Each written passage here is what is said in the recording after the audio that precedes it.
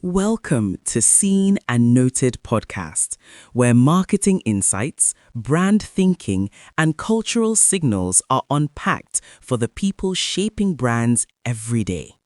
If it's shaping culture or shifting markets, we're paying attention. So let's get into it. You might be thinking we want to talk about a naming ceremony, but this is not what we are here for. I need you to think of the last movie you recommended to a friend. Did you recommend it by name? Or did you say, that film, you know the one with that guy, he goes to prison? See, because if you said Shawshank Redemption smoothly, no hesitation, respect to you. Because studies actually show that a huge portion of people who loved that film could not remember its name well enough to recommend it. Morgan Freeman himself said the title cost them money. Morgan Freeman personally blamed the title.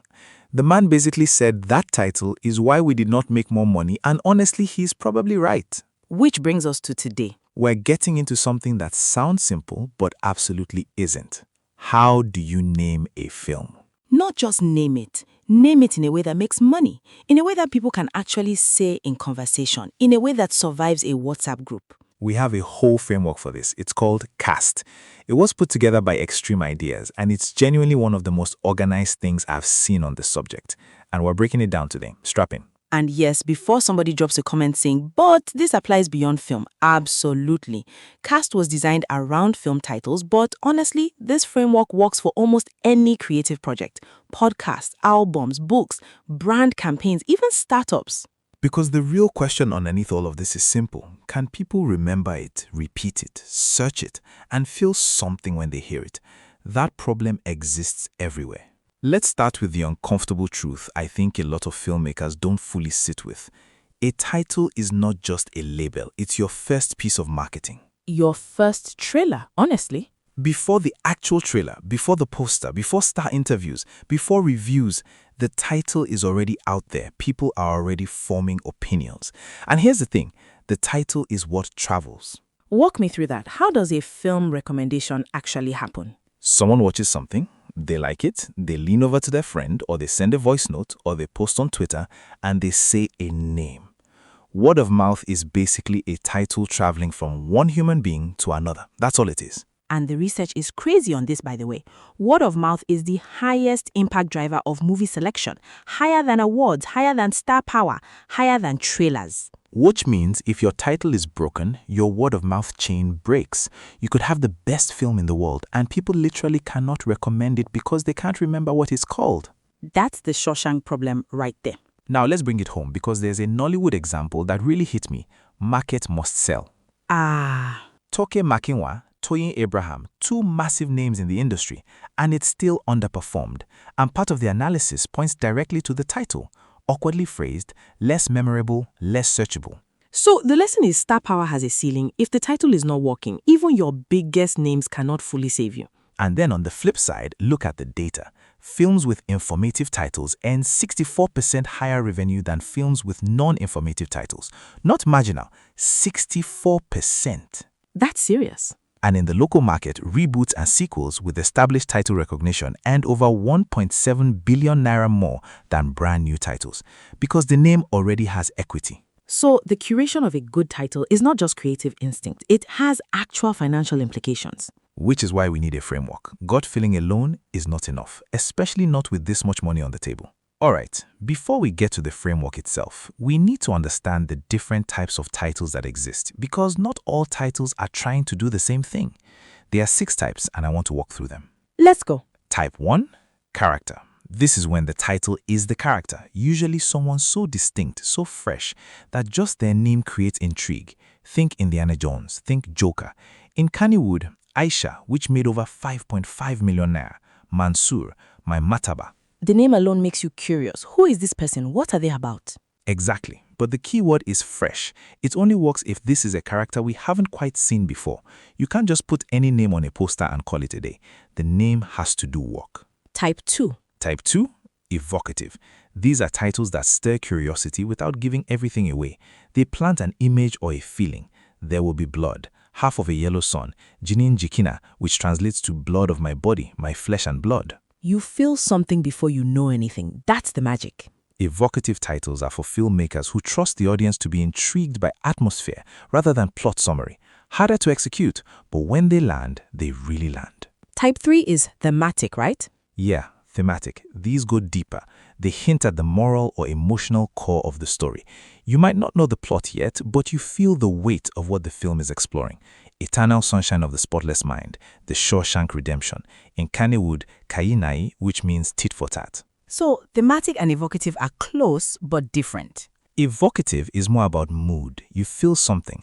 Thematic is more about meaning. You understand something. The line can blur sometimes, but the distinction matters. Type 4. Snappy. This is brevity as a weapon. One word, two words. Punchy, easy to say, hard to forget. Up, Alien, Gladiator, Titanic. In Kannywood, Raria, which means the sieve. Clean, sharp, memorable. These are the titles that sit on the marquee and just look right. If you can condense your whole story into one or two words without losing the essence, that's elite level work. Type 5. Adventure or incident. The audience immediately understands the central situation. You are being told the premise. Inception, Wedding Crashers, Night of the Living Dead, Prison Break. These titles are basically tiny trailers. Prison Break, you already know. Someone is in prison, someone is breaking out. You are either in or you're out. Exactly. No ambiguity.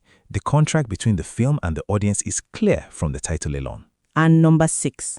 Location. The place itself becomes the hook. Casablanca, Hotel Rwanda, Brooklyn, La La Land.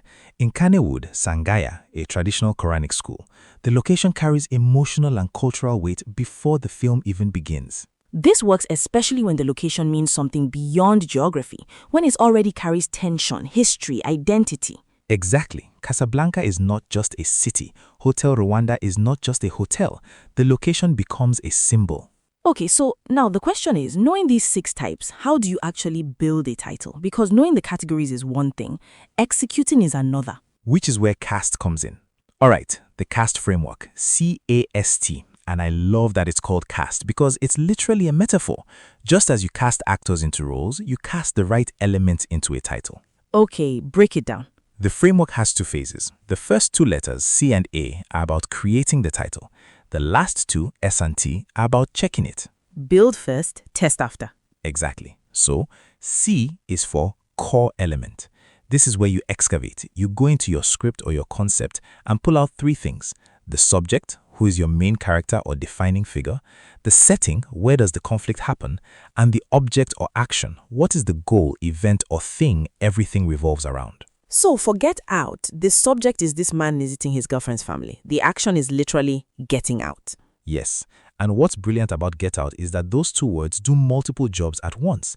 It's an instruction, a warning, a plot description, and a thematic statement all in 2 words. Now, angle. A is for angle. This is where you decide how to frame your core elements. 3 possible directions. The snappy angle. Can you compress everything into 1 or 2 punchy words like Jaws? The thematic angle. Can you frame the central conflict or emotional truth like The Lord of the Rings? And the evocative angle. Can you create a metaphor or phrase that captures mood without revealing plot, like The Silence of the Lambs? Which, by the way, tells you absolutely nothing about the plot but everything about the feeling. Exactly. You feel dread immediately. Okay, we've built the title. Now we test it. S and T. Survive the group chat. I genuinely love this one because it's so practical. 3 questions. First, pronunciation. Is it frictionless to say? If you have to slow down while saying it, your audience will too. Second, spelling. Exactly. If somebody hears it at a noisy Owambe, can they still type it correctly into a search bar later? Because at the Owambe, the music is competing with your entire sentence. And then the what factor. Does the title naturally make somebody ask, wait, what's that about? In a good way. Because that question is often the beginning of a cinema ticket being bought. You want curiosity, not confusion. Big difference. There's a version of what's that creates intrigue, and there's another version that just makes people mentally opt out. Also, titles don't just live on posters anymore. Exactly. They live in voice notes, TikTok captions, group chats, recommendation tweets, search bars. Your audience is basically carrying your marketing for you. And the question is whether the title is light enough to carry. And finally, T. Tone and terrain. 2 final checks. Tone check. Does the energy of the title match the genre? If your horror film sounds like a romantic comedy, your audience arrives with the wrong expectations. And angry audiences are dangerous audiences. Very. Then, terrain check. When people search your title, what comes up? Is your film easy to find or buried under a famous song, brand, or older film? Because if your title already belongs to something bigger, you are basically donating your visibility to somebody else. Searchability is a real commercial consideration now. In 2026, if you can't be found, you practically don't exist. So we have the framework. Let's talk about what this looks like in practice, especially for Nigerian film, because some of the local examples here are genuinely validating. They really are, because there's sometimes this assumption that Nigerian titling is random or unsophisticated. But when you study successful films from Kano and Kaduna, the Kannywood market, you actually see these principles happening naturally. Break that down. Aisha, character, Kayinai, thematic, Raria, snappy, Sangaya, location. Different title styles, but all strategically clear. So these filmmakers were instinctively thinking in the right direction. Exactly. And the value of formalizing it into cast is that now the process becomes repeatable. You can deliberately test and improve titles before release instead of relying entirely on instinct. There's also something interesting about title length because people always assume shorter automatically means better. And the data actually complicates that. Among the top 150 highest grossing films over a 5-year period, there was zero correlation between title length and box office success. So short titles are not automatically superior. Not at all. Eternal Sunshine of the Spotless Mind is long, but every word earns its place. That is the real standard, not length, function. So final question. What makes a bad title? A bad title is one that fails at least 2 cast checks.